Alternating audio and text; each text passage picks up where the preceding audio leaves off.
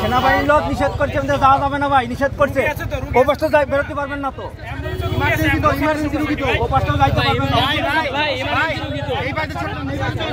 চলে যাক ভাই, ইমার্জেন্সি রুগী কোথায় যাবে? রুগী কোথায় যাবে? স্কোয়ারে যাবে। রুগী দুটি কোনো দায় হয়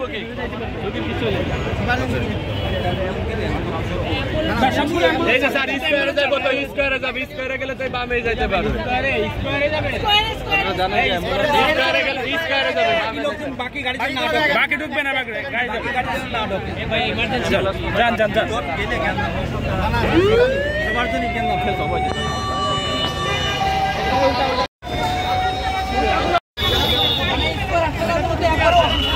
রুগী ডাকলে যাইতে দিন।